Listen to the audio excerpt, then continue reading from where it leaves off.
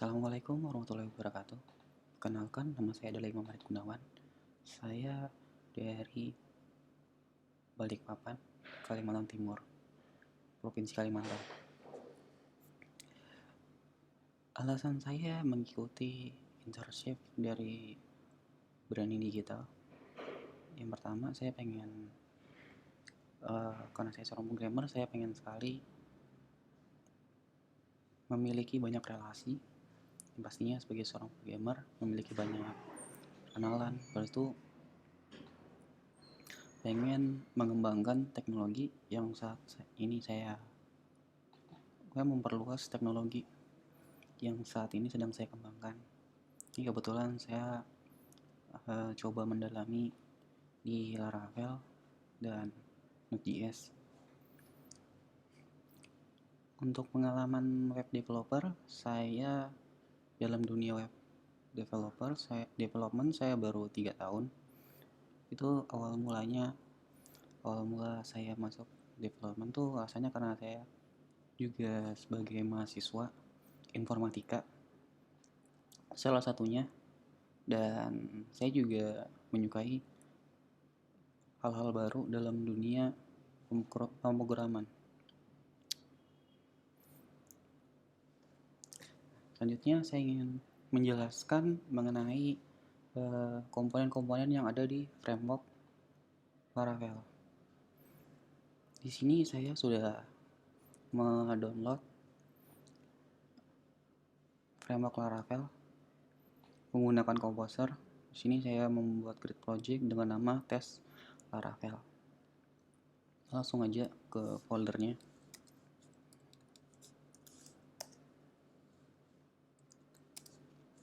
Di sini saya menggunakan IDE Visual Studio Code.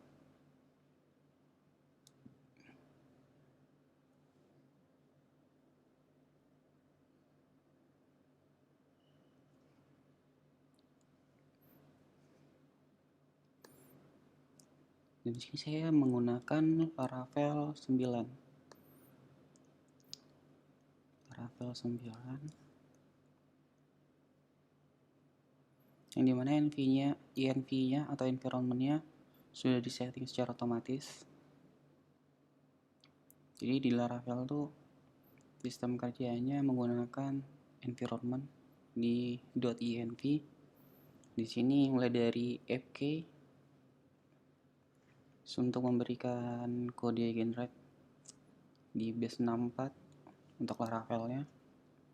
Di env ini juga ada untuk setting environment database, mau MySQL, Postgres ataupun yang lainnya. Bahkan juga ada Redis. Di sini juga ada untuk mailer. Kalau misalkan bawaan dari Laravelnya dia menggunakan mailer.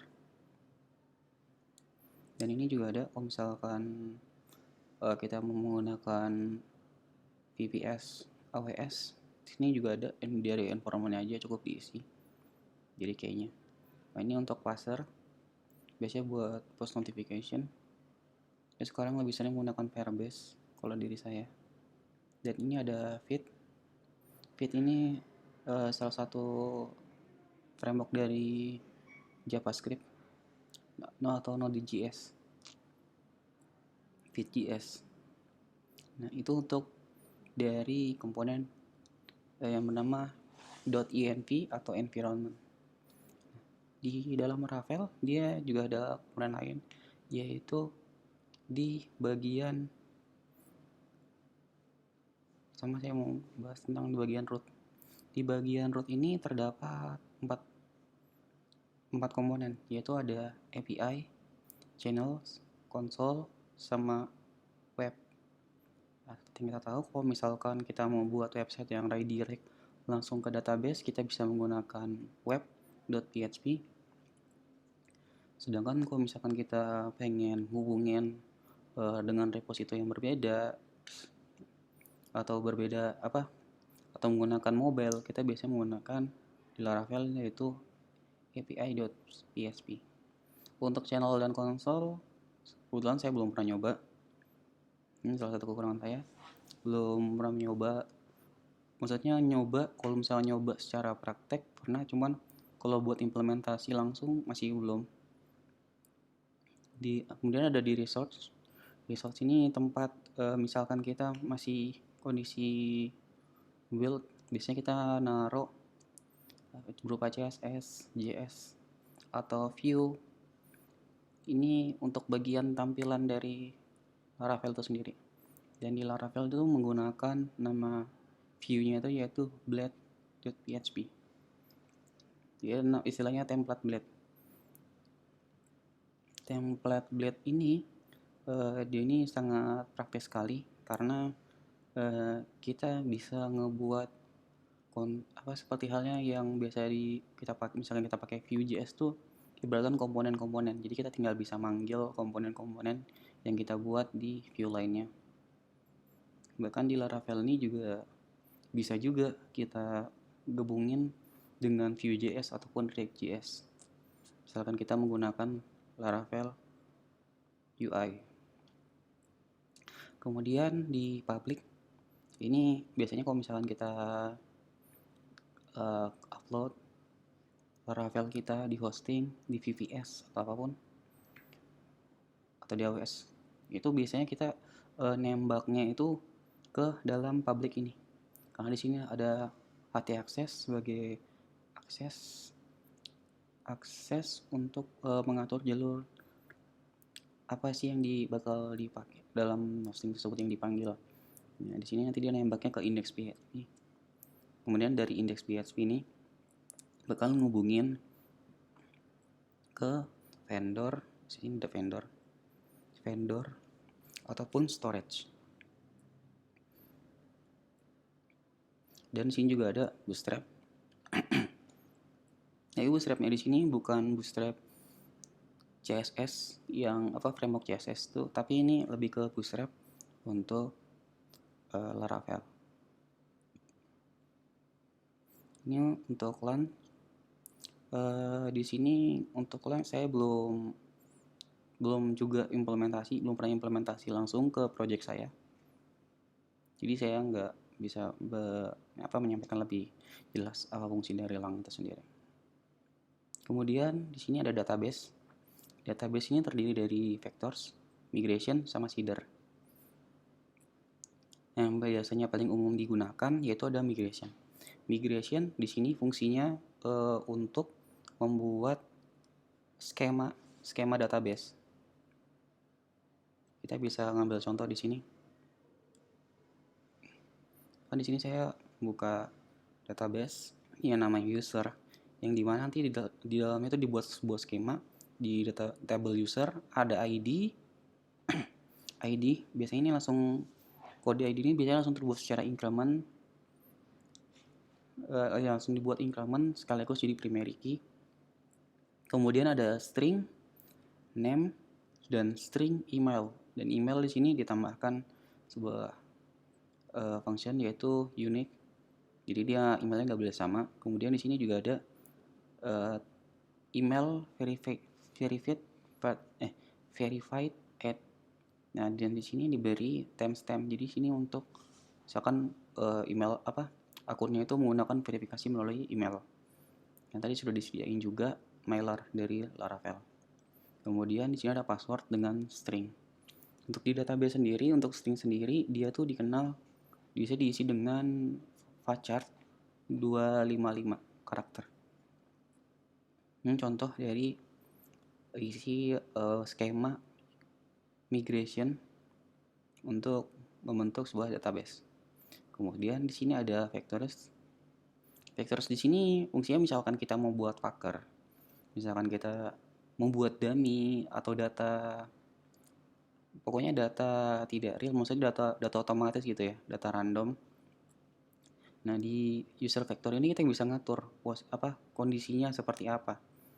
Misalkan di sini cara manggilnya dia ini ya, ada package namanya itu vectors vector.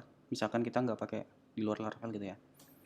Jadi dia manggil function fact yang di sini sudah ada juga, fungsinya namanya adalah name. Jadi nanti dia akan memberikan nama random untuk list name. Kemudian ada email. Ini juga ada juga namanya save email. Kalau ini no ini maksudnya menggunakan ini ya function dari PHP yaitu waktu saat ini. Kemudian passwordnya sebenarnya bebas ya. Biasanya di Laravel tuh dia bisa menggunakan hash. Kemudian remember token. Ini juga random ya. Ini misalkan dibuat mempersiapkan factory-nya. Kemudian untuk menggunakan factory-nya, kita bisa makainya di seeder. Nah, di seeder ini kita ngebuat sebuah function untuk membuat data dummy-nya. Nah, jadi kalau misalkan tadi kita mau pakai factory yang tadi di sini, kita tinggal panggil aja. Kita membuat, tadi kan misalkan kita sudah up usernya di PHP migration, PHP artisan migration, kemudian kita tinggal buat aja factory 10, maksudnya ini factory buat 10 data user, baru create untuk membuat 10 data user. Itu kalau misalkan kita menggunakan factory, misalnya kita juga bisa buat manual. Untuk buat manualnya di sini juga sudah contohnya. Caranya hampir sama seperti kita menggunakan di controller gitu ya. Yaitu di sini kita manggil dulu modelnya app models user titik 2. Ini juga kita nggak usah langsung buat create aja bisa tanpa ini factory, langsung create. Kemudian di sini kita buat nama usernya apa, kemudian emailnya apa. Itu kalau misalkan kita buat secara manual tanpa menggunakan Packer.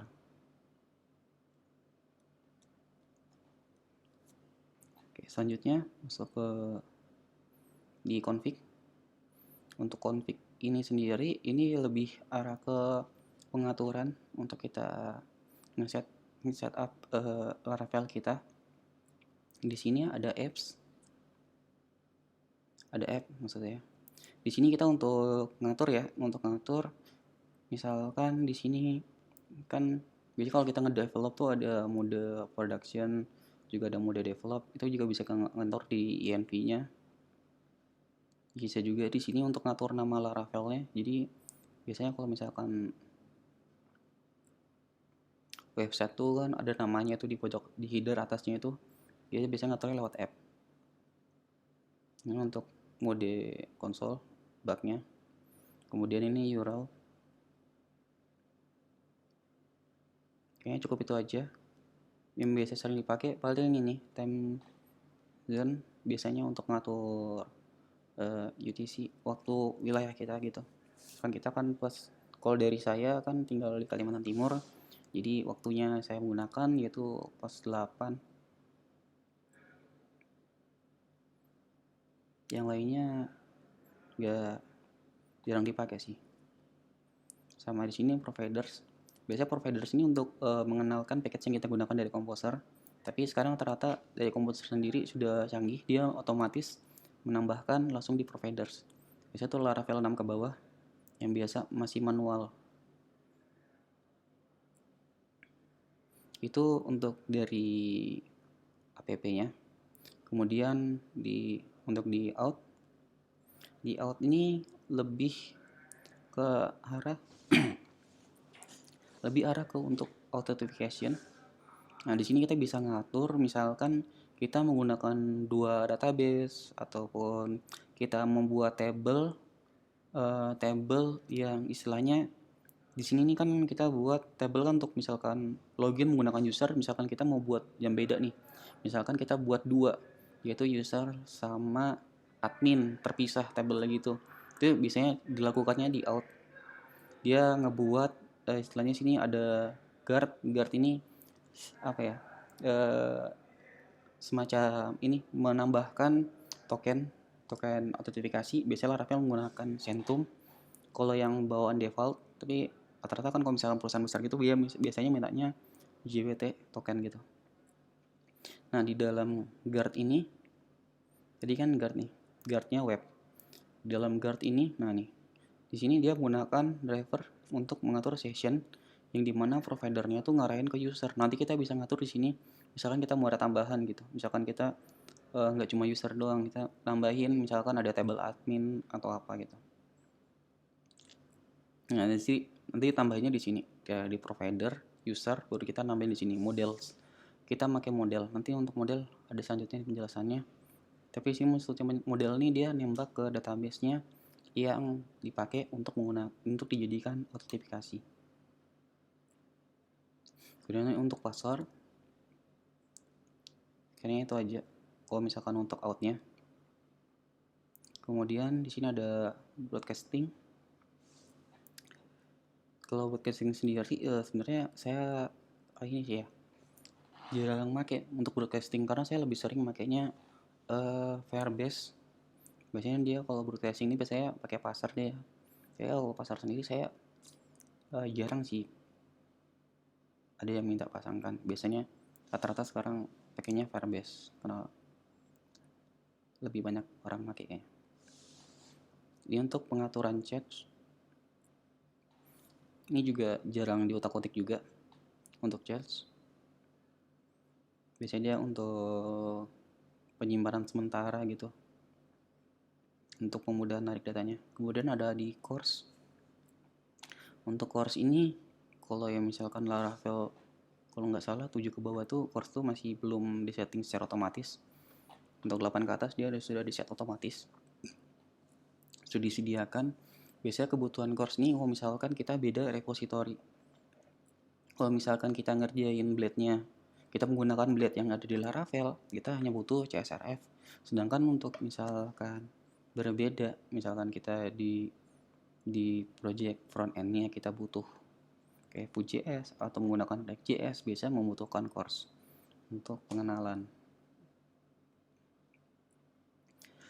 Kemudian ini database.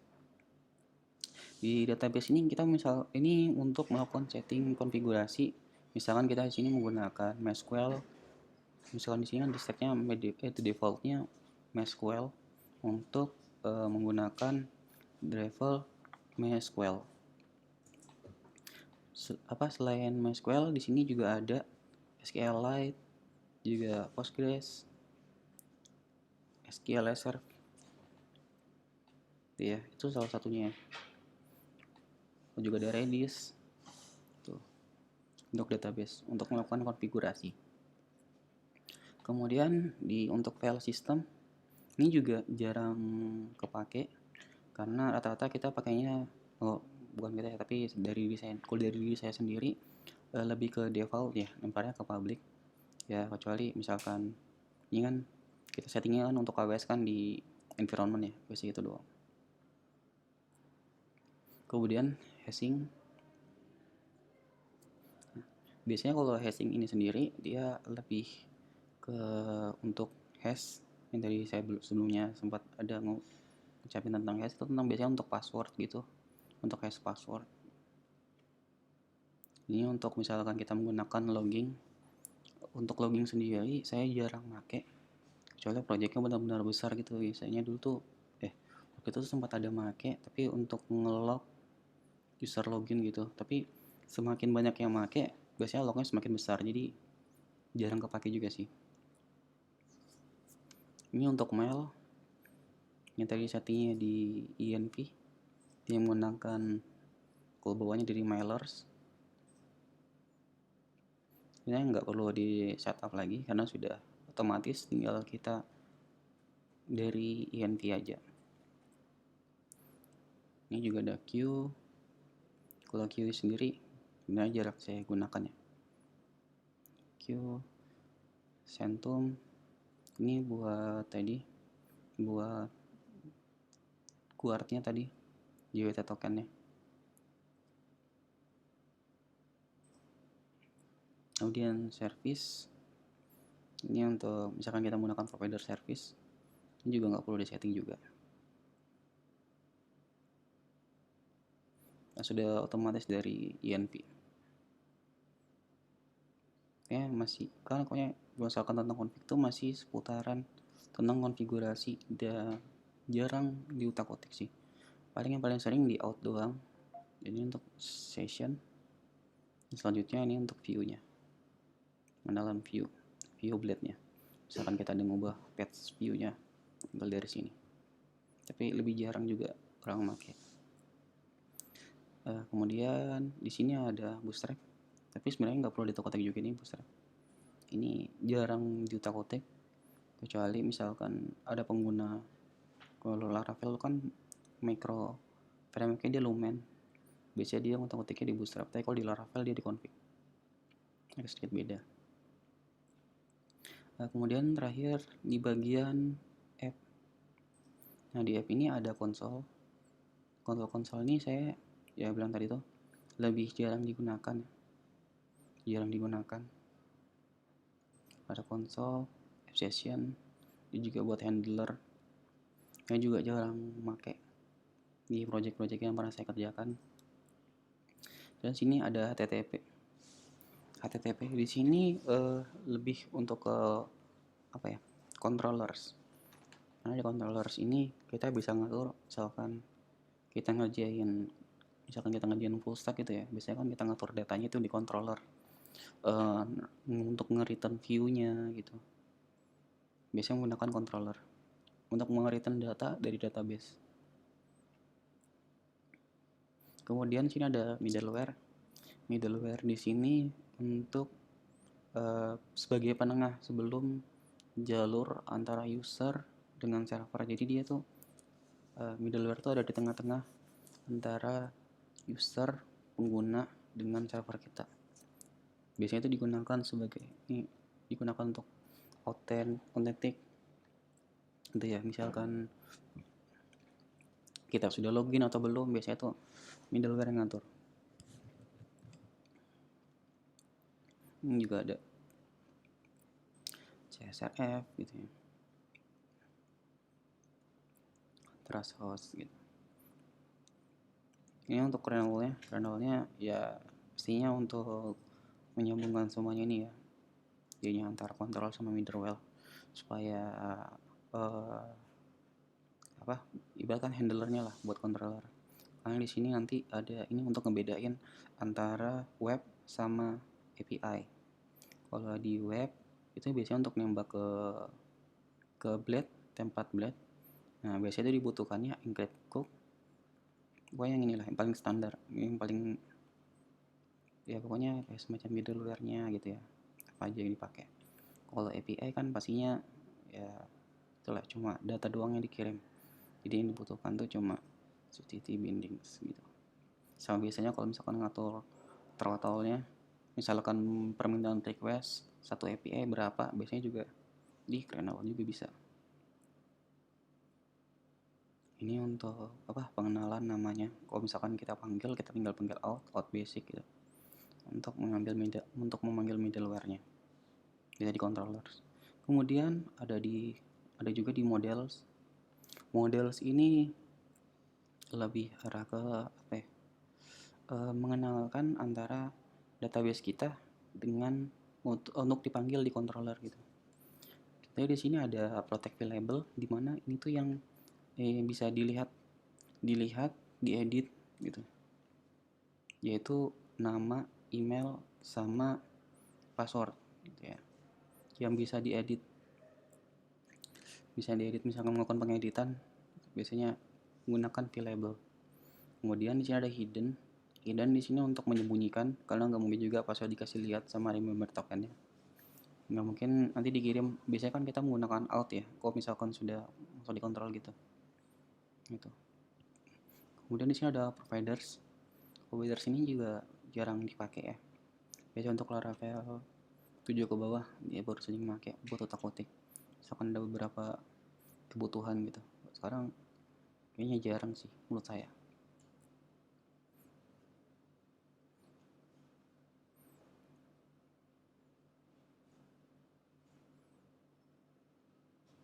Ya jarang sih menurut saya. Ya paling di sini nih rate limit misalkan pengguna API. Biasanya kan Laravel tuh kita bisa ngebatasin gitu, satu API itu berapa rate limit yang kita gunakan. Di sini untuk rata-ratanya itu 60 per menit, jadi 1 detiknya tuh satu kali request. karena itu termasuk pengguna normal untuk menghindari apa ya, kayak dari bot atau segala macam gitu. Bisa menggunakan, kalau misalnya kita menggunakan Laravel sebagai backend, kita ngaturnya di rate limit.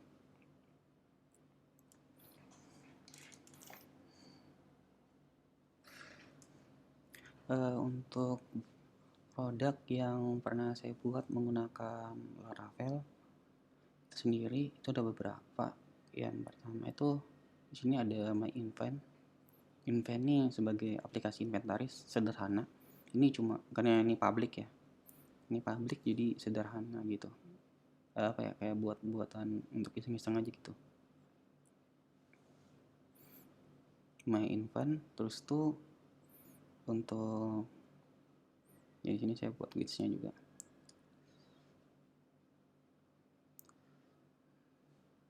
Selain My Invent yang pakai Laravel lagi, nih juga ada mlapor, tapi ini sebagai backend aja, bukan full stack gitu, tapi backend doang. Kalau tadi My Invent dia lengkap sekaligus build-nya. Ini mlapor, aplikasi mobile untuk instansi gitu. Kemudian ini Dev Smart RT, ini juga Laravel, maaf, ini apa, microservice-nya Laravel itu menggunakan Lumen. Nggak salah dulu tuh Lumen 7, menggunakan Lumen 7 kalau nggak salah.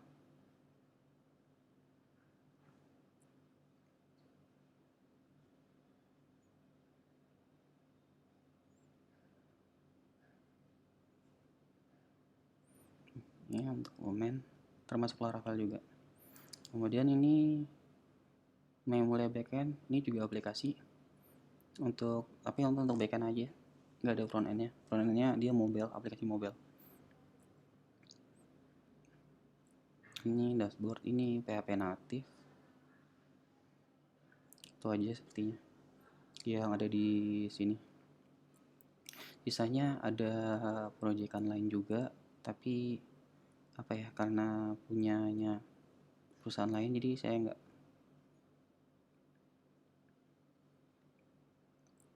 bisa terlalu nampilin lebih jelas.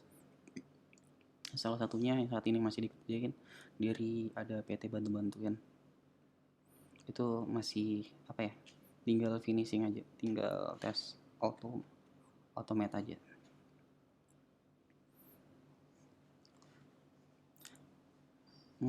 Harapan saya bisa mengikuti internship ini, ya harapannya sebesar itu pengen kok bisa lebih banyak mengenal relasi supaya bisa sharing-sharing teknologi, pengetahuan gitu. Karena sepanjang saya menjadi seorang programmer, apalagi paling sering tuh, karena mungkin luang lingkup saya PHP ya, paling sering tuh biasanya Laravel gitu.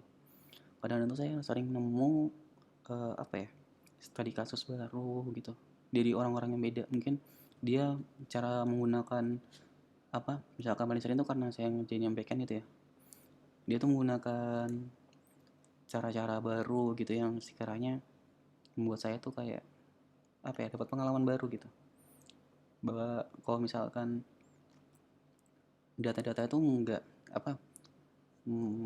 programming tuh enggak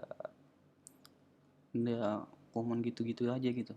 Ada banyak cara untuk digunakan gitu dalam dunia pengodingan gitu. Ya harapannya sih gitu, lebih ke banyak kenalan relasi, harapannya di situ, sama banyak bertukar